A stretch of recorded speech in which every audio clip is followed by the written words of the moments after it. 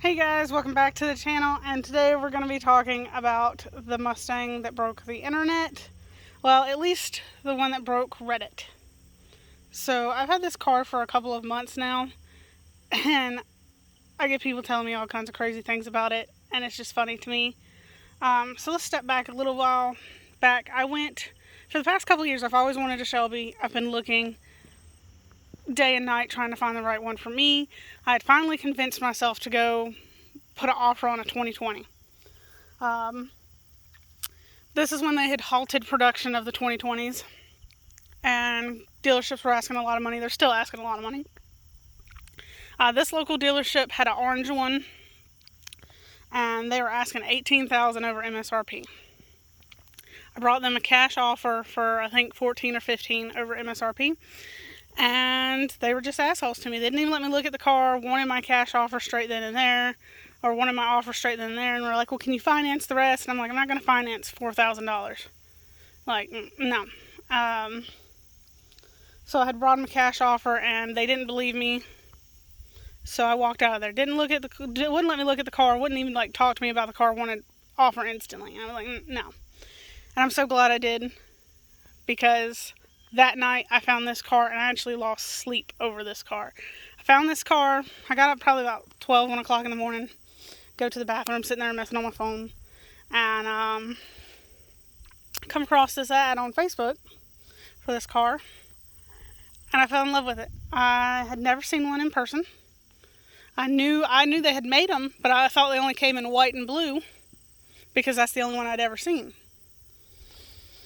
So when Devin got up to go to work that morning, I told him, I was like, I found my unicorn. I found what I wanted. After 4 years of looking, I finally found it. This is it. I was going to get his grandmother to go take me down to Charlotte, which is about 3 hours from where we live, and take me to go get this car. And he was like, no, we'll go when I get off work. So he was like, but I swear, if we drive down there and you don't buy this car, I am not going with you to look at another one. So needless to say, I went and got the arrangements together to bring this car home that day. But for those of you who don't know, this is my 2014 GT350. Yes, you heard me right. It is a GT350. There's 3 ways people react to this car. But first, let me show you that it is the real deal, because I've got the badging on the inside for it. I've got it under the hood as well. I'll show you that in some time.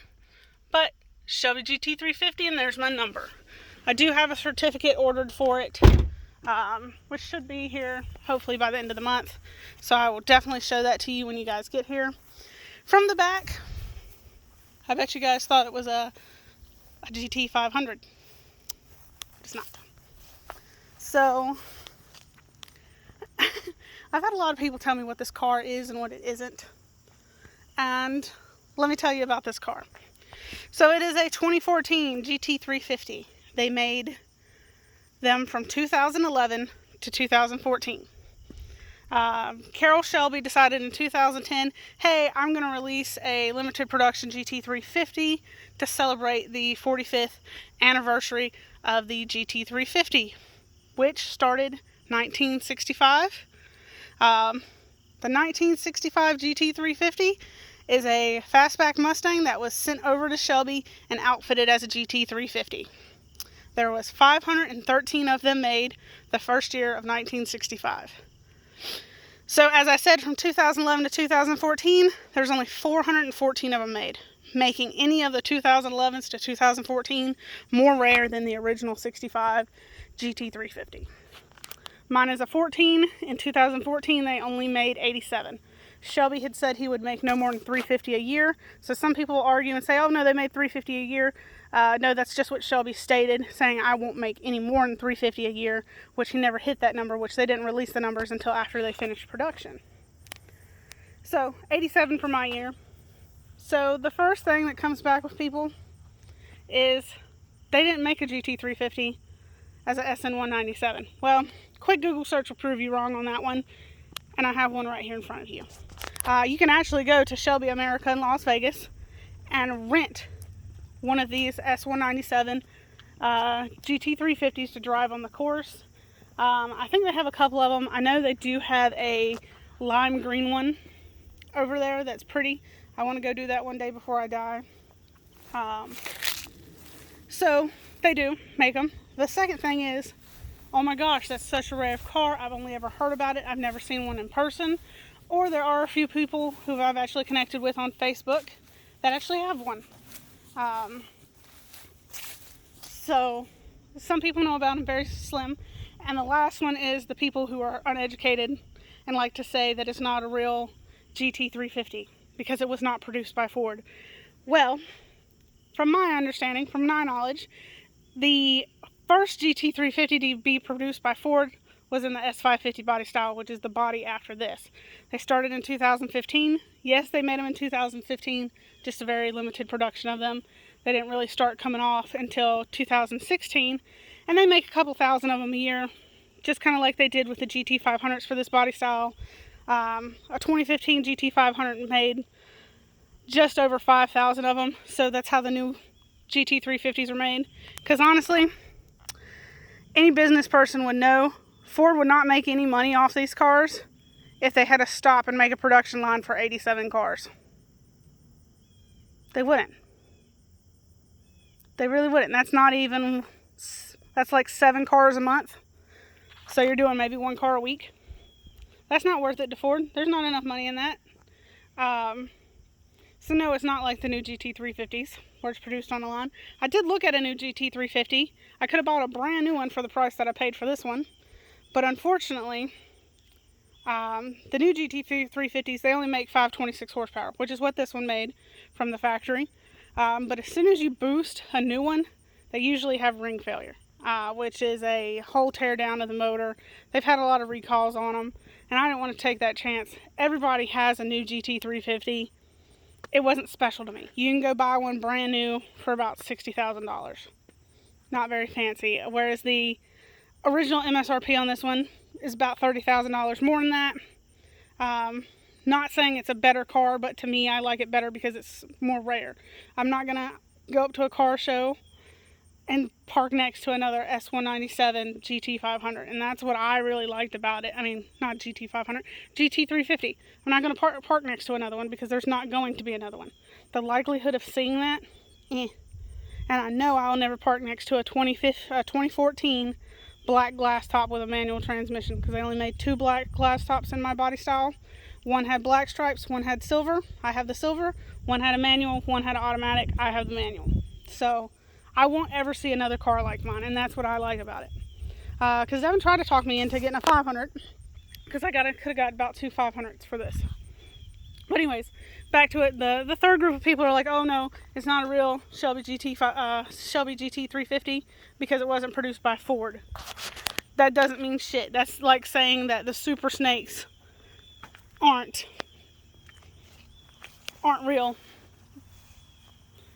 And then people will argue, oh, it's just a little package kit like the Roush.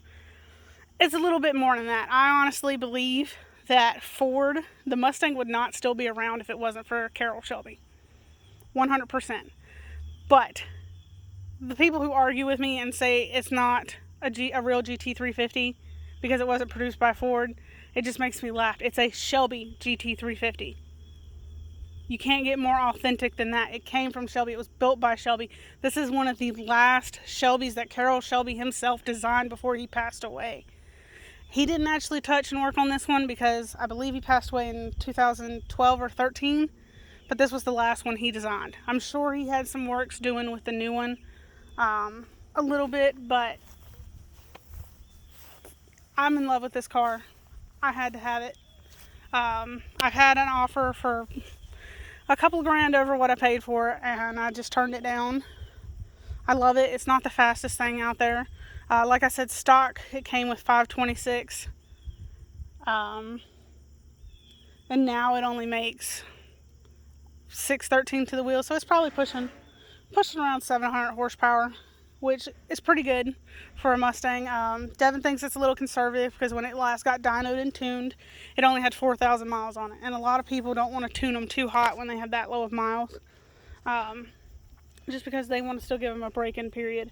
However, at the end of this month, on the 31st, we're going to a big Mustang show down at Pro Dyno. Y'all should come out. It's going to be great. We're hoping to have Becky there.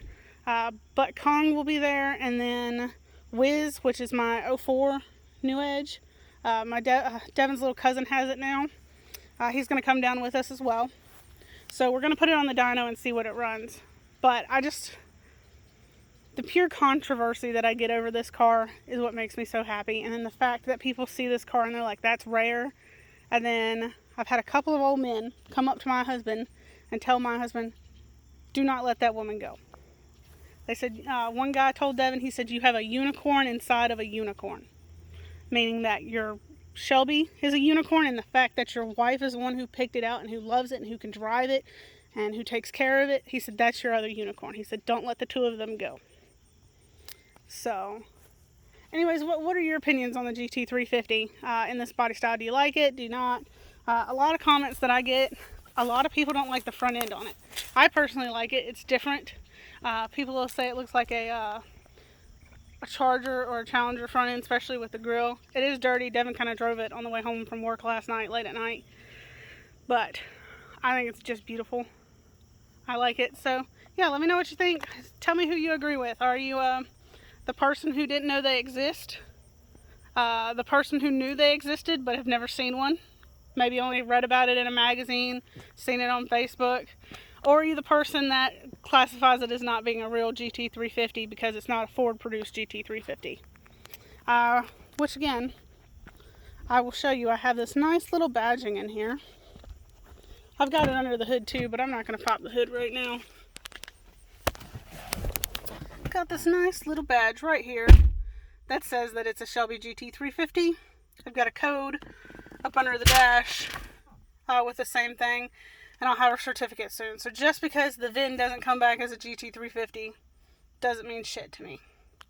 And for those of you who wanted to see the glass top, there you go. This is one of my favorite things on this car. But yeah, you guys, let me know if you have any questions on it. Want to know anything about it, want to see anything. I'll definitely be releasing a video when we put it on the dyno later this month.